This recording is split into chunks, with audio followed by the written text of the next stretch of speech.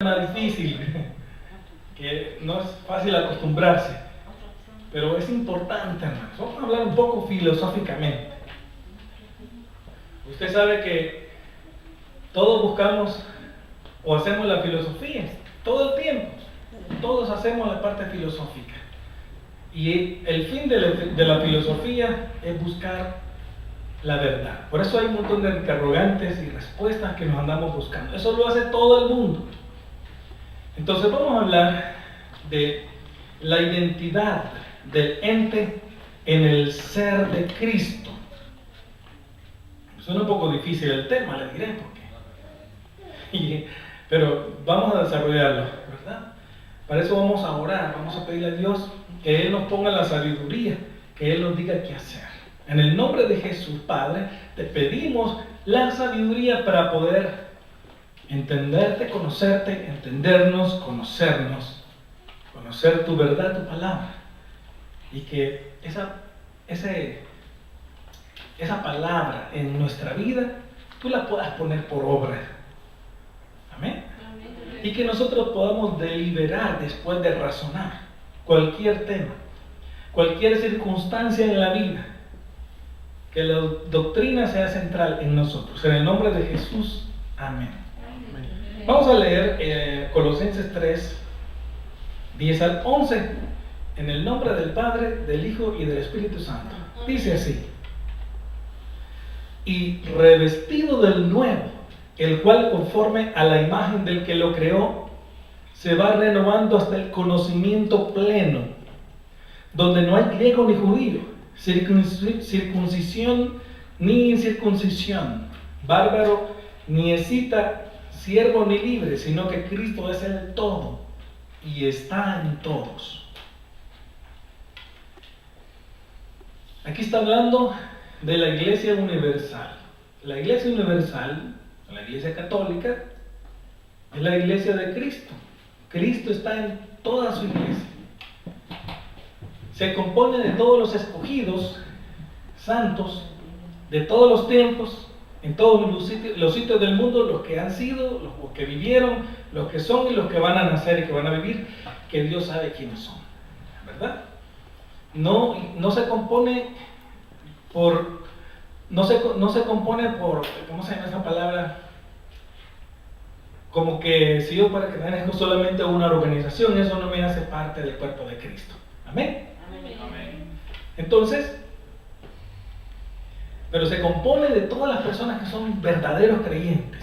Igual que en Abraham, no todos son descendientes de Abraham, por ser hijos de Abraham, sino solo los de la fe de Abraham son los que cuentan para Dios y son los de la fe de Cristo. Amén. Así sucede con esto. Entonces, es bien importante entender esto, porque cuando ya entendemos esta parte, pues ya no importa si la persona es griega, es judía, es esclavo, es libre, es cita, es de una religión u otra religión, sino que ya si la persona nació de nuevo y tiene a Cristo, ese es el centro.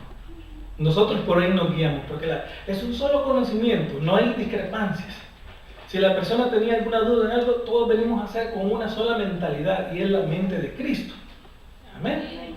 Todos tenemos un mismo conocimiento, y como vamos en el conocimiento pleno, ya no estamos apegados a la religión o a la religiosidad, sino que estamos apegados a la verdad de Dios. Celebramos a Cristo todos los domingos porque Él resucitó domingo. Amén. Celebramos la vida en Cristo. Celebramos que tenemos una nueva creación en nosotros. Amén. Amén. Entonces, para estudiar un poquito más, vamos a ver qué es el ente, qué es el ser, qué es la identidad. ¿Quién de ustedes sabe qué es el ser? Así, sencillamente, el ser es la cosa que se ve, o sea, mi cuerpo, y que posee existencia, ¿verdad? Yo soy mi ser, y usted es su ser, ¿verdad? Su ser se compone de su naturaleza, de su esencia, de su substancia, de lo que usted es, de lo que tiene existencia. Ese es el ser. ¿Qué es entonces el ente? El ente se da adentro de la cosa que se ve, es decir, adentro del ser. Ahí se del ente. Por eso es que ser se puede decir de muchas maneras. ¿Ok? El ente, pues, por eso se dice que el ente es nuestro predicado. Porque el ente puede ser muchas cosas. Por ejemplo, usted puede ser, el ente es el modo en que la persona anda. Y a veces el modo es de hijo. Usted está en modo de hijo con su mamá. Usted se da en el tiempo, como un accidente en el tiempo, en el espacio, como hijo, ¿verdad? O después puede ser usted empleado. Y en ese momento usted es subordinado y trabaja de empleado. Entonces ese ente es de empleado. Usted puede ser un estudiante de ingeniería y está estudiando o ya se graduó y ahora usted tiene un conocimiento que antes no tenía, tiene un título y entonces es el ente de ingeniero y usted actúa como ingeniero, es profesional y todo lo que hace es en ese sentido. También puede ser religioso.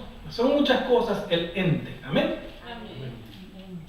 El ente es nuestro predicado. Por eso es que cuando nosotros hablamos de quiénes somos, podemos ser muchas cosas. Fíjese.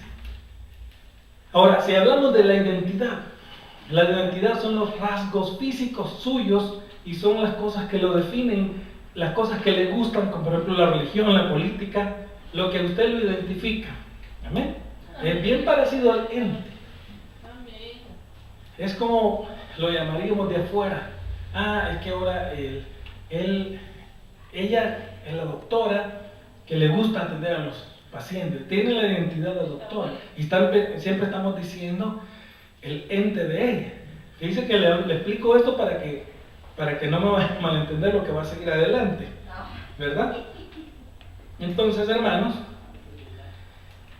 fíjese que mientras que el ser es lo que trasciende, aquí no hay que confundir las cosas. Si el ente es un modo que se da, un modo o accidente que se da en el tiempo y en el espacio suyo de su vida en alguna situación, ahorita se está dando un modo y ahorita usted es feligrés. Usted está en el modo de feligrés, está en el modo de aprender. ¿Ok? El ente va siendo transformado, va siendo cambiado porque usted estudia y, por ejemplo, imagínense que usted ahorita no es astronauta, pero de repente lo escogen y se pone usted a estudiar de astronauta. Cuando ya es astronauta, usted ya es otro ente, pero usted mismo. Ahora usted viene a ser astronauta. Digamos que ahorita usted no es físico matemático, pero usted se pone a estudiar física matemática y ya cuando sale, ahora tiene un ente más. Entonces usted tiene un abanico, ¿verdad? Entonces viene, digamos que lo van a entrevistar y el entrevistador le dice, muy bien señor, vamos a entrevistar, ¿usted es físico matemático? Sí, pero yo no lo he llamado para entrevistarlo de físico matemático, yo lo quiero entrevistar de esposo. Ahí le está sacando otro ente. Sí, pero yo soy muchas cosas, le dice, yo soy esposo, y se da cuenta. Mientras que el ser, la sustancia, la naturaleza, lo que posee vida, lo que posee existencia, es lo que trasciende y nunca es afectado, no cambia. Amén. Entonces, mientras que el ser es el que trasciende y rebasa todos los entes, sin ser el mismo ente, es decir, sin que ningún ente, por muy amplio que sea, lo agote, ¿verdad? Ningún ente presente lo agota, es el que posee existencia. No sé si hasta ahorita estoy claro. Ser, la cosa que se ve, que tiene vida, naturaleza propia, existencia, sustancia, esencia. Ente, lo que existe, lo que se da. Ente, el modo, ente, también la identidad. Ser, lo que permanece, lo que trasciende. Por ejemplo, ¿cuántos de ustedes tenían un ente que ya casi ni está ahí?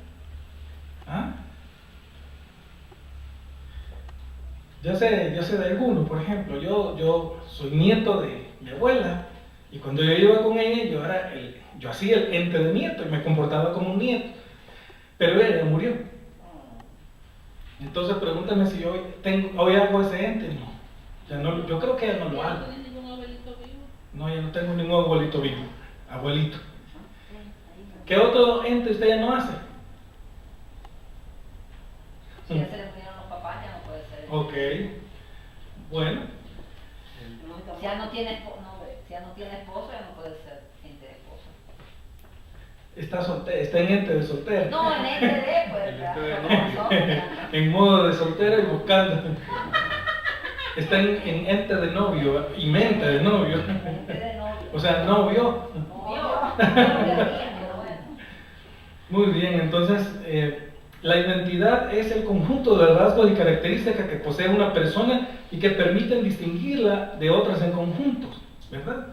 Son rasgos físicos y gustos, como la religión, la política. Y fíjese que, pero en resumidas cuentas, el ser es lo más íntimo que existe. ¿Amén? Entonces el ser es la sustancia, siempre. Yo ahorita le estoy hablando del plano del hombre. Yo no le he hablado todavía del plano de Cristo. Ya le voy a hablar. Entonces, según el ser, todo es, al final de cuentas, todo es casi el mismo modo, ¿verdad? O no todo es el mismo modo, más bien dicho. Aunque pareciera que todo es el mismo modo, pero no todo anda en el mismo modo. Entonces, yo le estoy hablando ahorita de un estereotipo, de una moda, que pasa las épocas, que pasa las edades. Usted sabe que el estereotipo es lo que la gente acepta como correcto. Y los estereotipos o las modas han ido cambiando. Ahorita son 3. Los 3 estereotipos que hay es el famoso, el que tiene dinero y el gurú. ¿Cuáles son los estereotipos?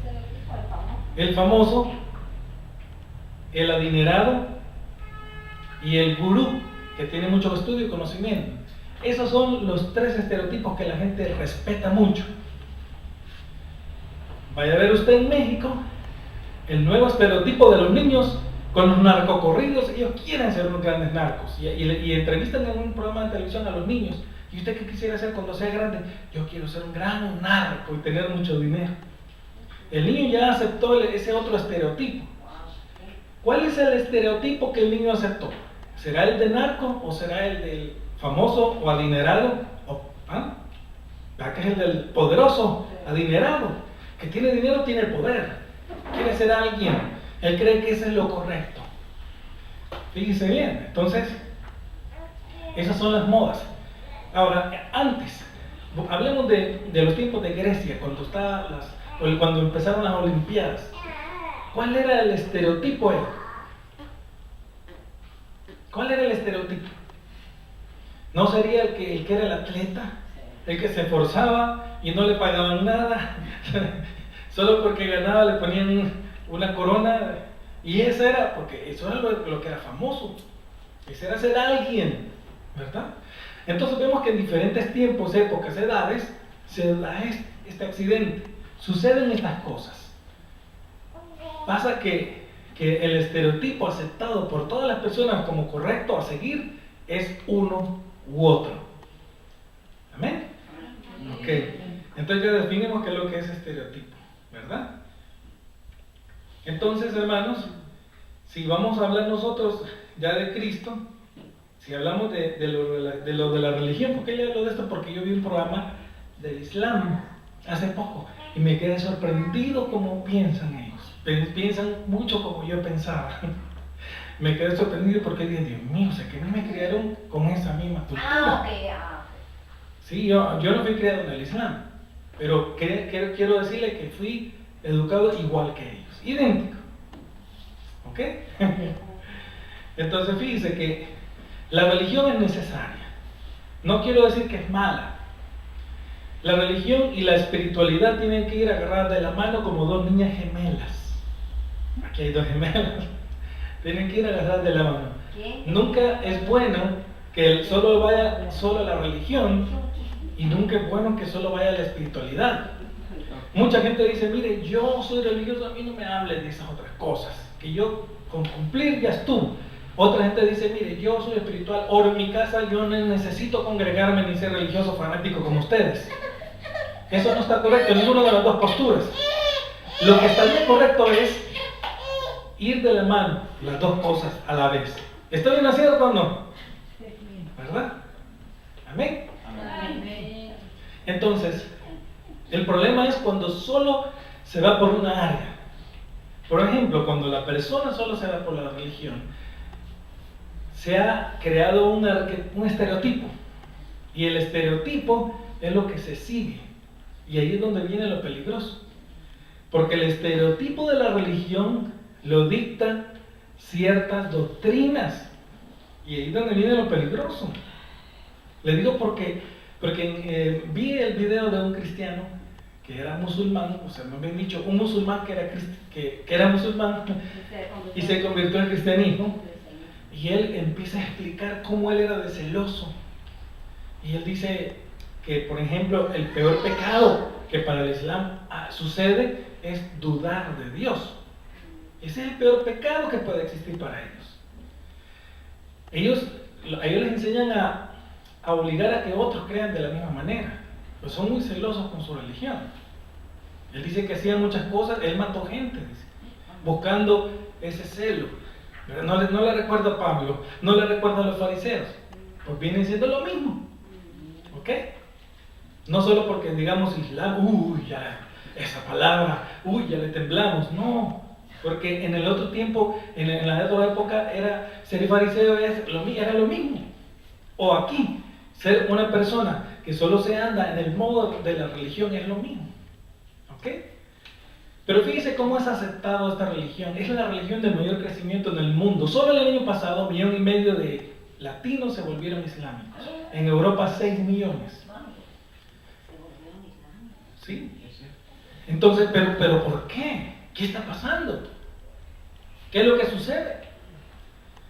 Como hay un mundo liberal, en el mundo liberal la gente va a bailar, va a pachanguear y se divierten, ¿verdad? En el mundo islámico hacen al revés, son muy religiosos, son muy ceñidos a orar 5 veces, les enseñan mucho la disciplina de la oración.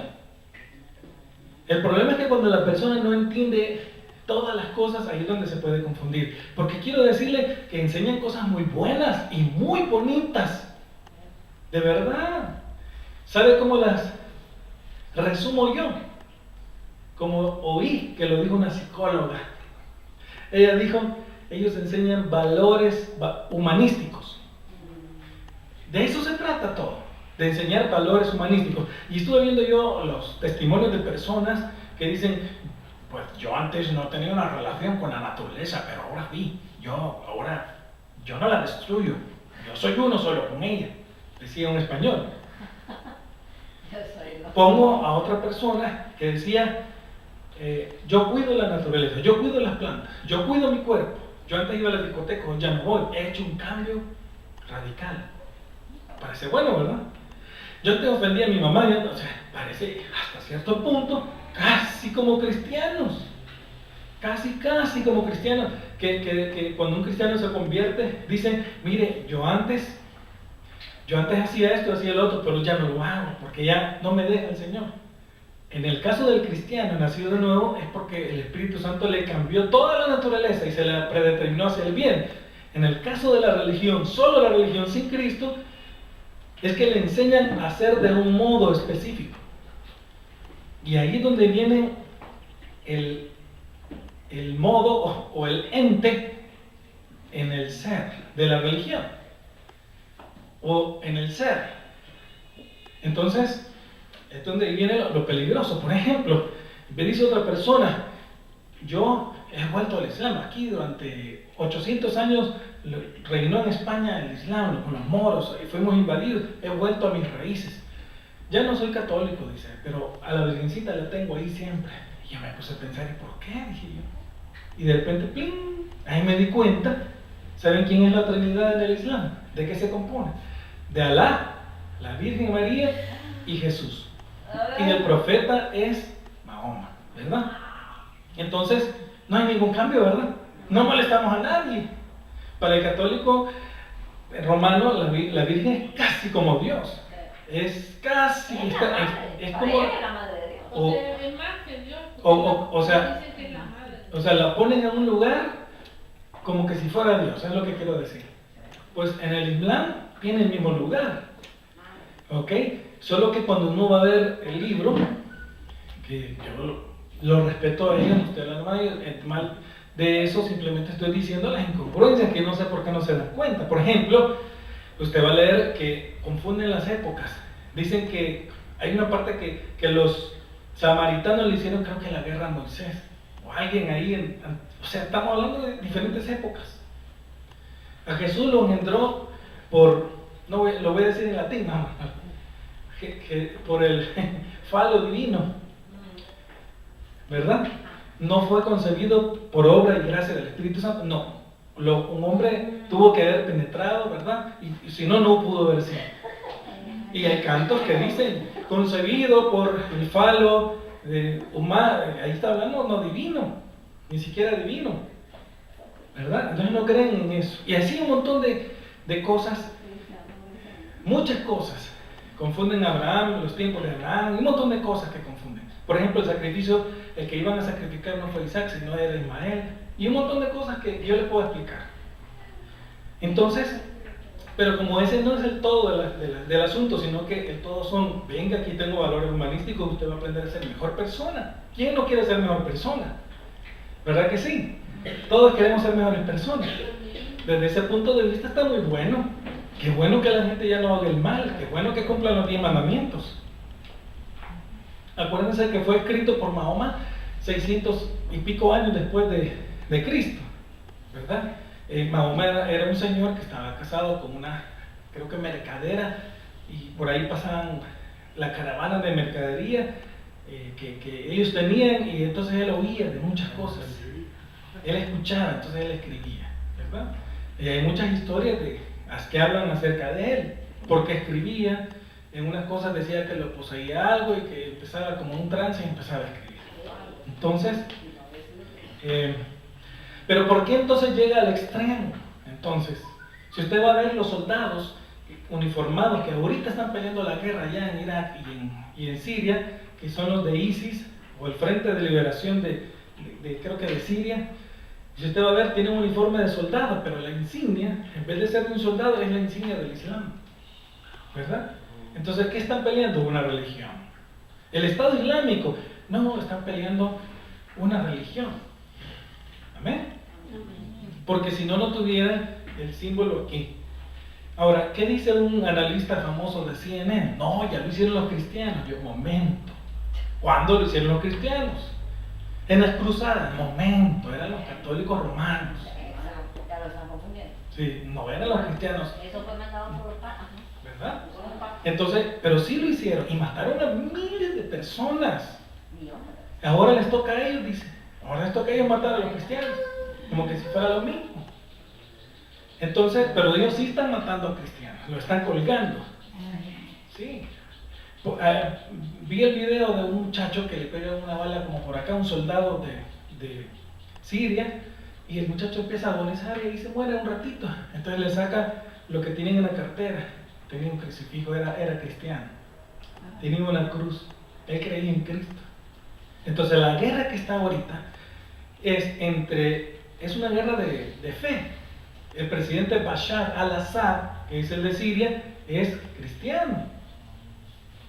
Entonces vienen los otros tipos y lo quieren derrocar para instaurar su religión. ¿Okay? Entonces, fíjese que, entonces, ¿qué pregona la religión sin la espiritualidad? ¿Qué es lo que pregona? Y lo que pregona, la norma, dice aquí la hermana Laura, y lo que pregona es formar un estereotipo en el ente de la persona. O sea, forma un ente adentro de su ser. ¿Y cómo lo hace? Reprogramando la mente. ¿Y por qué es tan fácil? Es tan fácil por el universalismo, ¿verdad? Por la expiación universal. Todas las personas en las religiones, cuando se cree que Dios, en el caso general Dios, provee una posible hipotética salvación, entonces como que le entra a decir, bueno, si Dios provee una hipotética o posible salvación, quiere decir que el resto yo lo contribuyo con mi libre albedrío, entonces tengo que hacer obras. y así completo y así me gano el cielo, lo compro porque nada es gratis. En el caso donde está ya supuestamente Cristo, en el cristianismo, por ejemplo ya en el catolicismo romano, pasa casi igual, ¿verdad? Se cree mucho en la expiación universal, o sea, Cristo murió por todos, pero por nadie en específico. Solo fue una posibilidad nada más, no murió por nadie con nombre y apellido. Entonces, como fue solo una posibilidad, entonces viene la creencia que la persona por su libre albedrío, por ejercitar su libre albedrío, va a hacer obras buenas y entonces así contribuye a su salvación y así gana el cielo. Entonces, si se porta bien y hace obra buena, tiene derecho a entrar al cielo. Si se porta mal, ya no. Entonces, cuando se porta mal, anda en la cuerda floja. Todo el tiempo anda en la cuerda floja o anda bien, y nunca se tiene seguridad. Pero uno entra de primero al purgatorio a purgar sus pecados y después va al cielo. Entonces, fíjese cómo sucede. Entonces, ¿qué es lo que sucede? ¿Por qué es tan fácil? Porque a la persona se le dice, vaya a hacer cosas, venga a hacer valores humanísticos, venga a hacer el bien, venga a hacer el bien.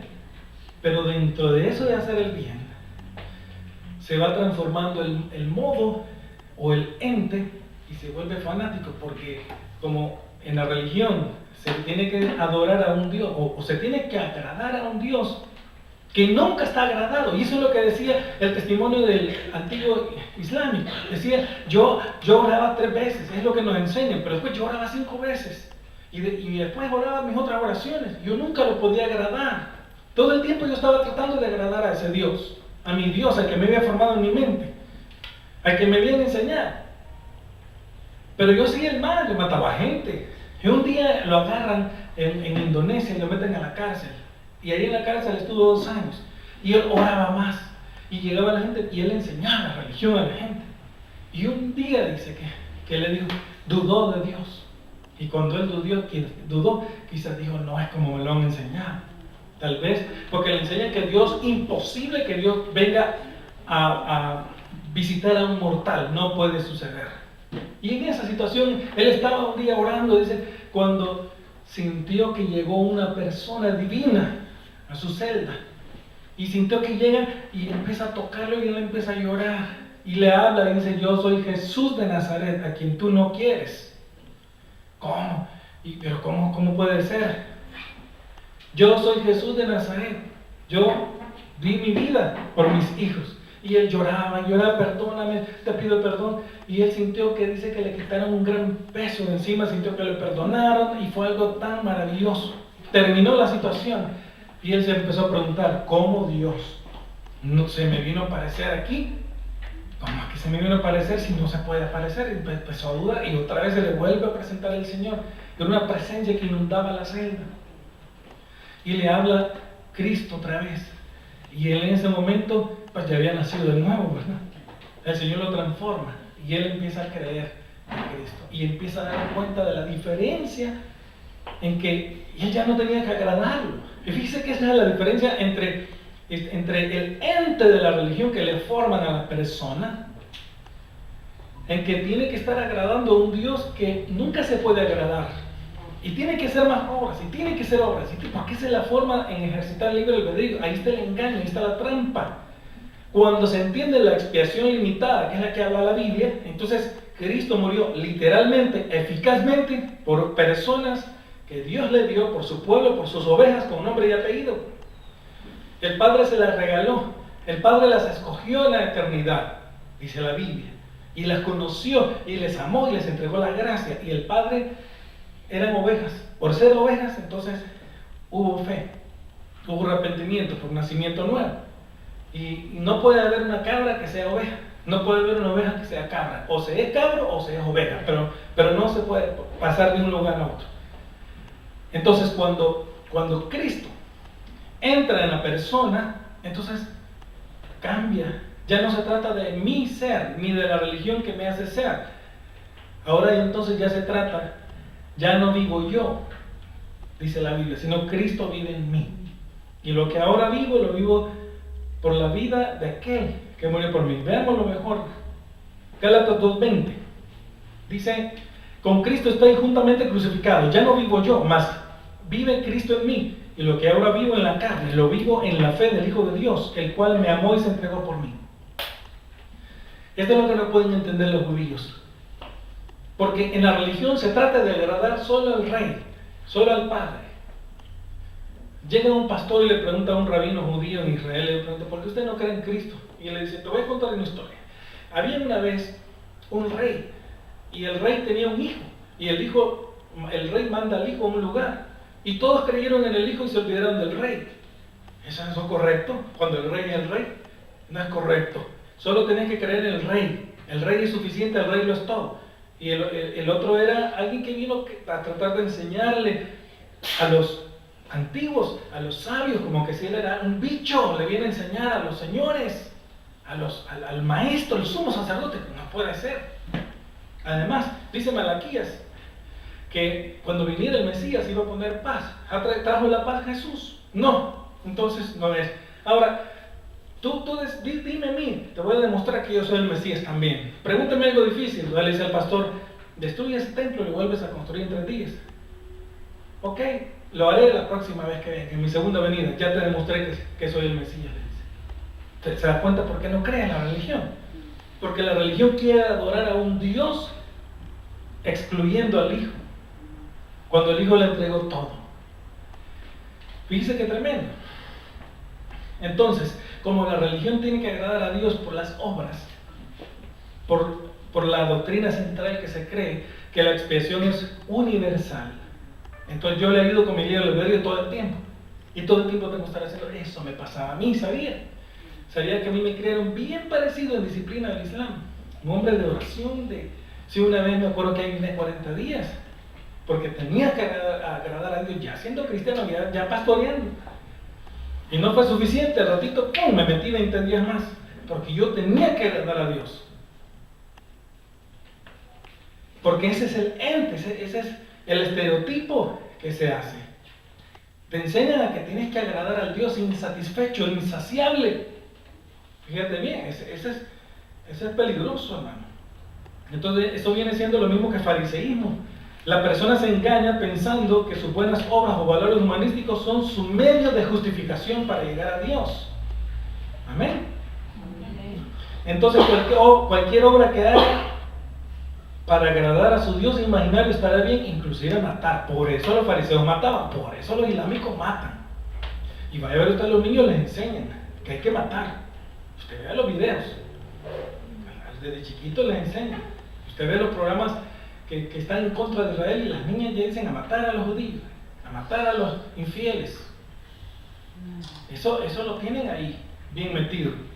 ¿Por qué? Porque le acabo de decir, la religión se trata que con mis obras yo voy a agradar a Dios para un medio de justificación. Por eso dijo Jesús, a ustedes los entregarán a las sinagogas y los matarán, pensando que estarán haciendo un servicio a Dios. Para preguntarles qué es lo que hacen. Nosotros estamos haciendo un servicio a Dios limpiando las ratas de los cristianos, dicen. Fíjense. El problema que dejó Abraham, ¿verdad? Entre Ismael y Fíjense que tremendo. No lo dejó Abraham. Lo siento. Eso no lo dejó Abraham. Entonces, cualquier obra que se haga para agradar a ese Dios imaginario, a mí me pasó. A mí me pasó hasta que vine a entender bien la doctrina de la justificación por fe, la de la expiación universal, la de la soberanía de Dios. Entendí que yo no tenía que hacer ya nada para agradar a Dios, que Cristo lo había agradado en mi lugar. No estoy diciendo que no hay que hacer el bien, Cristo vive en mí. No estoy diciendo que hay que portarse mal, estoy diciendo que ahora yo ya entendí que Cristo lo agrada en mi lugar. Tengo paz para con Dios. Amén. Porque ahora ya no se trata de mí, ya no vivo yo, vive Cristo en mí. Entonces el engaño de Dios es que ya no se necesita un salvador personal, sino que se necesita simplemente ejecutar o andar en el ente religioso como pertenencia, como que usted pertenece a. ¿Qué es lo que dice el religioso? La gente dice, no, aquí 800 años tienen, aquí los moros vinieron 800 años, está más antiguo que otra cosa. ¿Qué le va a decir a una persona? No, la otra religión es más antigua. No, hermanos, No se trata de pertenencia a una institución de la tierra. No se trata de eso. Se trata de una transformación en el ser suyo, para que ya no sea usted, para que usted mengue, para que usted muera, sino que se trata de que sea Cristo en usted. Entonces, cuando Cristo está en usted, entonces sus prioridades cambiaron. Ahora Cristo es lo más íntimo. Fíjense bien. Si decíamos que el ser es lo más íntimo de la persona, entonces en la religión lo más íntimo del modo o del ente sería la religión, su doctrina. En el caso de Cristo ya no, en el caso del cristianismo ya no es lo más íntimo la doctrina, lo más íntimo es Cristo, es Dios. Eso es lo más íntimo. Y cuando está en la doctrina lo lleva a lo íntimo. Amén. No sé si lo estoy confundiendo. Entonces, en la religión, ¿verdad?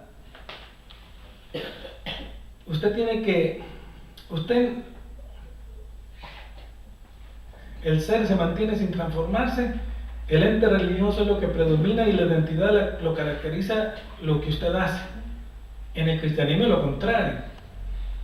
Si en la religión se consiste de agradar de alguna manera a un Dios insatisfecho que siempre requiere más por cualquier medio, hasta latigarse y golpearse, como aún así me enseñaron a mí, pero decirle que mi mamá lo hacía porque ella se tenía que, sí, por cualquier medio, por eso le digo. Entonces en el cristianismo ya no es así. Consiste en que primero usted se ha transformado en su ser, ahora que su naturaleza está predeterminada hacia el bien con Cristo. Consiste en que el ente es la mente de Cristo en nosotros y la identidad que nos caracteriza es lo que Cristo ya hizo por nosotros. Ya no se trata de qué voy a hacer yo ahora para agradar a Dios. Se trata de Cristo ya agradó a Dios. Ahora, ¿en qué Dios me ha mandado a hacer? ¿Qué función voy a hacer en la tierra? En mi caso la descubrí como pastor y todavía sigo descubriendo qué más hago por Dios, pero no es ya como para agradarlo, sino es como para hacer su voluntad. Es como obediencia. Amén. Amén. Dice, es como bien sutil la diferencia. Sería como un juego de palabras, pero no. Hay mucha profundidad. Amén. Entonces, hermano, Cristo es lo más íntimo de nuestro ser. En el cristianismo es por entender la expiación ilimitada. Cristo murió eficaz por sus ovejas, eficazmente, proveyó una salvación literal para nosotros. Y esto fue porque el Padre decidió, ya le dije, en la eternidad. Entonces decidió darle a Cristo a un pueblo y darle hijos. Eso fue, ahí lo dice la Biblia, porque el Padre le plació, lo dice por todos lados. La salvación de los escogidos es un secreto escondido en la eternidad de la eternidad. Es un consejo de la eternidad. Ellos decidieron, un grupo de personas que lo iban a salvar. Lo dice Romanos 9, Isaías. Lo dice. Le dice Dios a Isaías, aunque Israel sea como las orillas de la arena del mar de grande, solo el remanente será salvo. El remanente es mucha gente también, ¿verdad? Entonces, en Cristo quiere decir que el Padre le obsequió a su Hijo un pueblo, sus ovejas, y por eso nosotros lo seguimos, porque somos sus ovejas. Un cabro no puede seguir a Cristo. Yo he conocido muchos. Sí. Y esas personas, yo conocí un tipo que era un guerrillero. Ese tipo sí que era malo. Ese tipo era asesino, violador, matador de mujeres, horrible. Yo lo conocí, yo le tenía pánico. Tenía unos 9 años yo, 8 o 9 años. Si él pasaba por el río y había una mujer bañándose, le cortaba, ya sabe, aquí, y la violando, era un sanguinario y la destazaba. Si había niños, para eso le digo, y ese tipo murió en ese estado, hablando mal de Dios. Los mismos guerrilleros lo mataron. Sí. Qué feo, hasta siento feo hablar de eso. Entonces, ese tipo nunca, y mi papá le hablaba de Cristo. Y él le decía un montón de mentiras, esas son mentiras de la religión, que es el opio del pueblo, decía. Entonces, en este caso, entonces ya en Cristo, hermanos, nosotros ya no necesitamos de nuestro libre albedrío para ganarnos la aprobación del Padre, para agradarlo. Ya no necesitamos. Nosotros necesitamos entender que ya Cristo lo agradó, y eso lo enseña la doctrina, eso lo enseña el Espíritu Santo.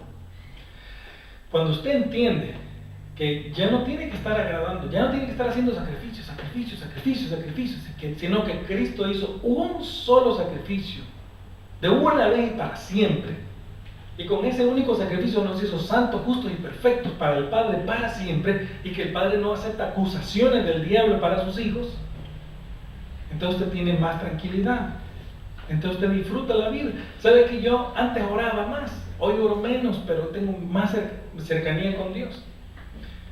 No estoy diciendo que no ore, estoy diciendo oro menos porque mi oración es diferente. Ahora, mi oración es porque estoy unido al Padre, estoy cercano al Padre. Mientras que antes yo oraba para agradarlo, oraba hasta por miedo, ¿verdad? Ahora oro porque estoy cerca de Él, porque soy su hijo, porque simplemente el Espíritu Santo hace que ore. Él hace la vida, Él hace que nazca la oración. Es diferente. Antes yo oraba más y me sentía esclavo, hoy oro menos y me siento más libre. La libertad de la gracia, y no vayan a confundirlo con libertinaje, ¿verdad? Entonces, hermanos, cuando usted entiende esto, entiende que usted es un mendigo espiritual que tiende la mano para aceptar, para agarrar la salvación que el Padre proveyó humildemente para usted. Y usted lo hace con humildad. Ya usted no tiene el orgullo aquel de que yo me gané las cosas porque yo hice aquí, yo me porté bien, necesito que me pague Dios y que me dé mis cosas porque me las he ganado. No es así, es por fe. ¿Ok? Entonces, en este caso, ya en este modo, el ente viene, ya no viene a ser el nuestro, sino que viene a ser el de Cristo mismo. Cristo literalmente vive en nosotros y se da en nuestro ser, se manifiesta en nuestro ente, en todo nuestro ser. Cristo nos identifica con una sabiduría superior y que no es de nuestro orgullo humano, sino suyo. Lo que ahora vivimos, lo vivimos en esa fe de Él. Amén. Y su conocimiento nos vuelve en nuestro modo más como Él. Todos los que están afectados, todos los entes están afectados y controlados por Dios, por Cristo. El ente de hijo está afectado. El ente de empleado está afectado. Por ejemplo, un empleado que antes hacía media trampa, ahora con Cristo en su nueva naturaleza, el ente en ese momento dice: no voy a hacer eso porque eso es malo. Ya no puede. Por eso a mí me decía una persona: mira, desde que yo tengo al Señor ya no puedo robarme. Para mí era bien fácil, agarraba las cosas, pero ahora ya no puedo pecar. ¿Verdad? Ahora es el ente de empleado bien portadito, o sea, el predicado del ser, ¿verdad? Y sabe usted que le voy a decir una verdad bien profunda. Fíjese que lo que los niños aceptan como válido, como correcto, como estereotipo, es el ejemplo. Entonces podemos decir que el estereotipo, la moda del ente, es su buen o mal ejemplo. Cuidadito, porque yo puedo estar hablando aquí y diciendo muchas cosas de sí, yo soy, pero a la hora le doy un mal ejemplo a Sebastián y a Grace y ellas se van a comportar exactamente como se manifestó mi ente pecador. ¿Verdad? Decía una niña que yo conocí, que después fue una mujer ya grande: ¿por qué tú fuiste adúltera? Porque yo miraba que mi mamá era adúltera. ¿Te das cuenta? Entonces, cuidado con esto, porque es más profundo de lo que pensamos. No solo porque ya tenemos al Señor y todo eso quiere decir que ya no vamos a tratar de dar el buen ejemplo. Porque el estereotipo que los niños van a aceptar es el del ejemplo, el predicado, pues. ¿No les dije yo que ese niño o esos niños de México lo que quieren ser es narcos cuando sean grandes? Y decían y tener armas de oro con diamantes, con pistolas de oro y rifles de oro y muchas mujeres. El mismo mal ejemplo. Por eso le digo, mucho cuidado con esto. Miren, hermano, mucho cuidado. Porque ya no quiere decir que usted ya no se va a portar bien. No estoy diciendo eso. Ya no quiere decir. Por eso yo le explico a Sebastián. Mira, Sebastián, ahorita estoy bromeando. Porque yo le dije, yo fui criado con una gran disciplina en lo religioso, muy parecido al Islam. Cuando yo vi a ese señor hablando de mí, está hablando de mí. Si hubiese era a mí me hicieron jurar, me vistieron de varias medallas, me hicieron jurar que nunca me iba a ser protestante. Me entregaron a la Virgen del Carmen, a un montón de cosas, me pusieron varios escapularios, el verde, el grandote, la medalla milagrosa, un montón de cosas. Y yo era celoso, yo odiaba a los evangélicos. Sí, de verdad. Por eso es que cuando Cristo me convirtió, mi mamá no lo podía creer. ¿Qué? Te arruinaste para siempre, me dijo, igual a tu tata. Pero, y me juraste que nunca ibas a dejar la iglesia, me juras. Si es que no es mi plan, no es lo que yo decido que va a pasar, es la soberanía divina la que decide qué va a hacer usted en esta vida. En este caso, yo era escogido y Dios tuvo misericordia de agarrar a este inútil y pobre pecador y tratar de hacer algo con él y mandarlo de otra forma. Un vaso nuevo. Por eso es que no se trata de la religión. Y quiero decirle que en el matrimonio, por ejemplo, cuando hay un matrimonio cristiano de pastores y que la gente centra el ministerio en el matrimonio, no puede ser también centrado en el ministerio, sino en el llamado de la persona. Porque, por ejemplo, el papá y la mamá de Jackie Velázquez son pastores. Cuando ellos se divorciaron, ella se vino para abajo y se sintió muy mal y empezó a quejarse de Dios. Y hizo canciones, compuso canciones como, ¿se acuerdan una que dice? ¿Cómo se cura una herida?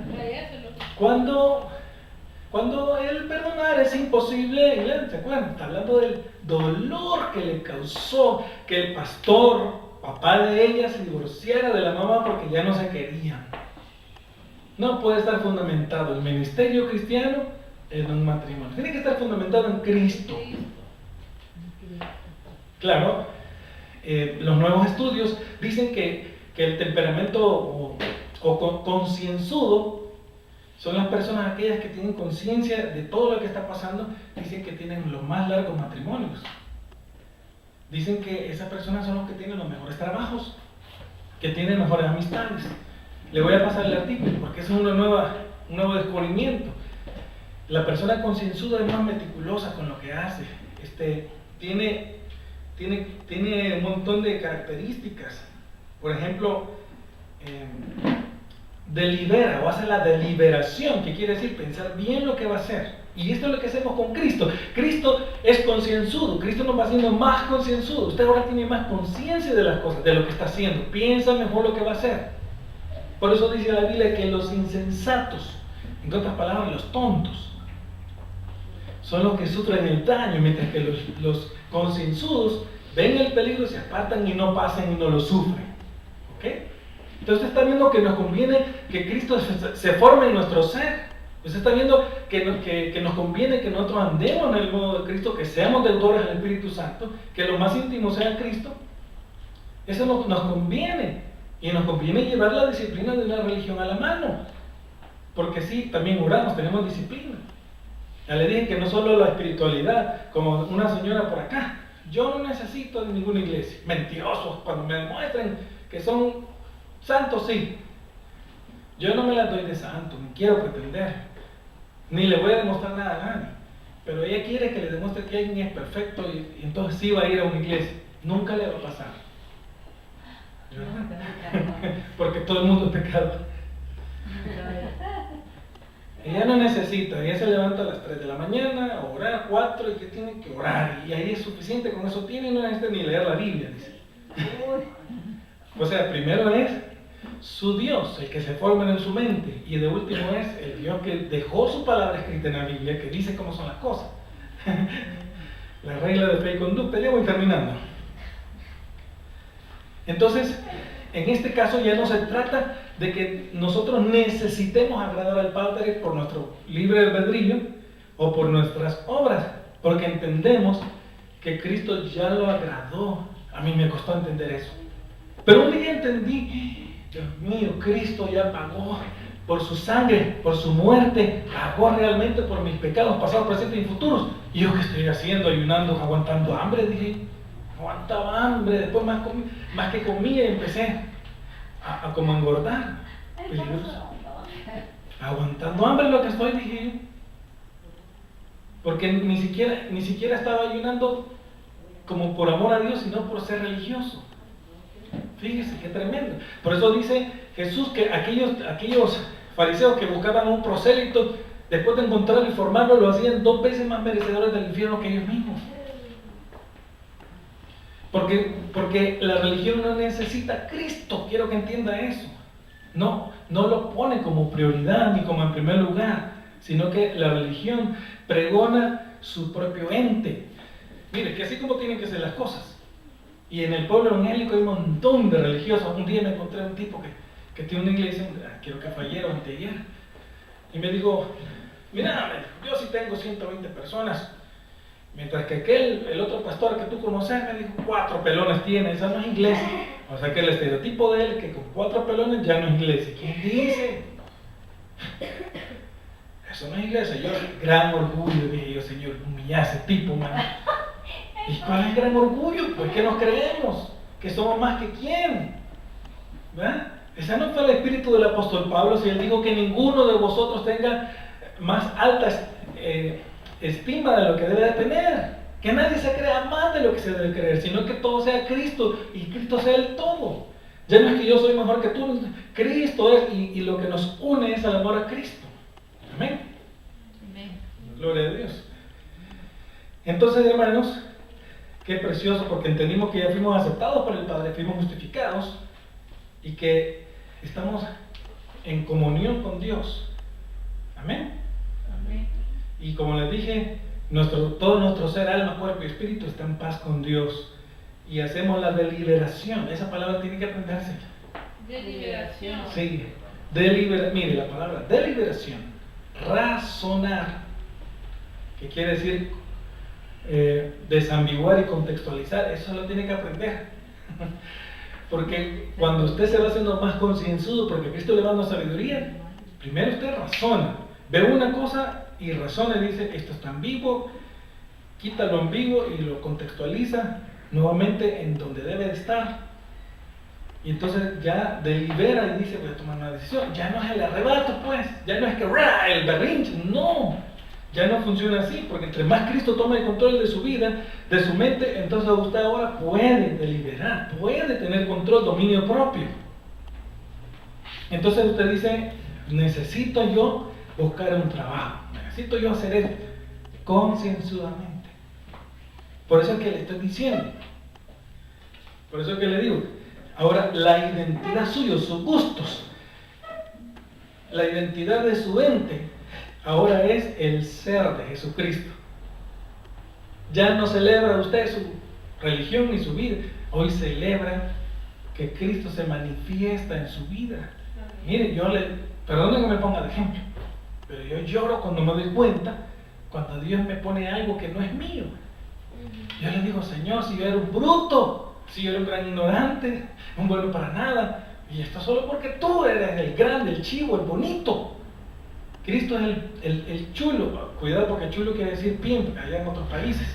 No le estoy diciendo pimp al Señor o padrote, no estoy diciendo eso. Cristo es el bonito, no sé cómo decirlo. Cristo lo es todo y está en todos. Celebramos a Cristo. Cristo es nuestro Rey, nuestro Dios. Cristo nos lleva al Padre. ¿Qué es pip? Proxeneta. Entonces, fíjese bien. No sé si me he explicado.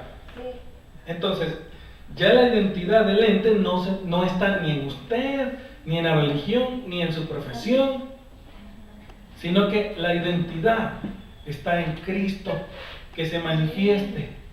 Y por eso dijo Pablo, ya no vivo yo. mas Cristo vive en mí, y lo que ahora vivo, lo vivo en la fe de aquel que vivió y se entregó y murió por mí. ¿No le parece que eso es lo correcto? Entonces, ¿no le parece que nosotros tenemos que, no sé, aceptar que nosotros somos pobres, ciegos, desnudos, desventurados y que no podemos hacer nada sin el Señor? ¿No le parece que el publicano se fue justificado porque ni siquiera se atrevía a alzar sus ojos al cielo, y mientras que el fariseo le decía a Dios, gracias Señor porque no soy como este? Y ese se fue justificado. El hijo pródigo fue aceptado. Señor, no merezco ser llamado tu hijo. Esa es la actitud correcta para con Dios.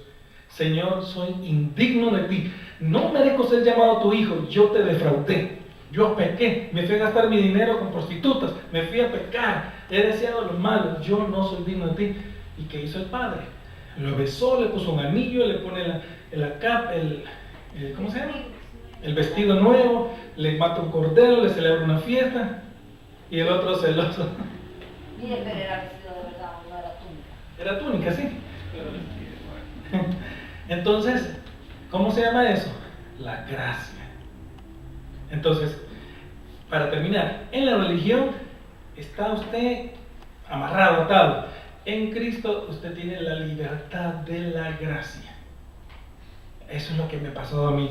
De ser un hombre religioso, contumaz, de ser un fariseo, de ser una persona bien metida en ese modo, en ese accidente que se da en el tiempo de la religión, y que por cierto se prolonga porque lo que se hace es que se vuelve a repetir. Entonces se lava el cerebro, entonces ya no se puede salir de ahí, a menos que Dios haga un milagro. Cuando conocí a Cristo, Él me ha ido liberando. Y ahí me ha ido dando más libertad. Y quiero decirle que lo disfruto mucho, pero mucho. Muchos pastores, cuando yo les expliqué esto, me abandonaron, se apartaron de mí como que si yo tuviera una enfermedad infecto-contagiosa. Uy, porque dijeron, no, si es por tu libre albedrío, es que tú le ayudas a Dios para salvarte.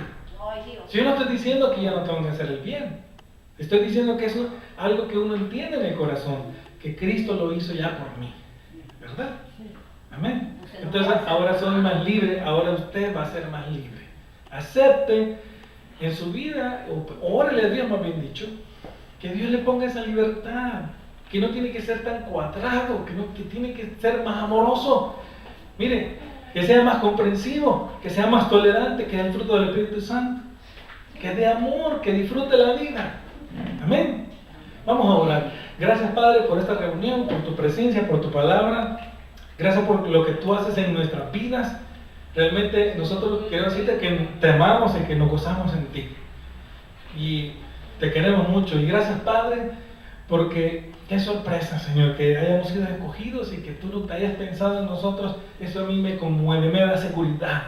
Eso que entender que antes de la fundación del mundo tenías un plan con nosotros, que nos conociste por nuestro nombre y apellido, que nos diste un lugar en el cielo desde entonces, que desde entonces escribiste nuestro libro, el libro de la vida, que desde entonces éramos ovejas, que habías decidido que el Hijo iba a venir a morir por nosotros, que el Hijo iba a pagar por nuestros pecados, que el Espíritu Santo nos iba a regenerar en el tiempo de la regeneración, en el evento de la regeneración que se dio en nuestras vidas.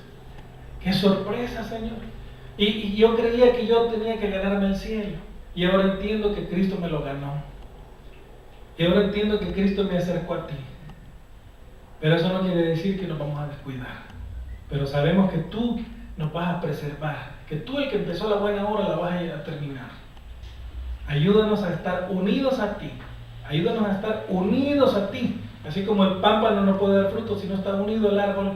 Ayúdanos a estar unidos a ti. En el nombre de Jesús, gracias. Amén.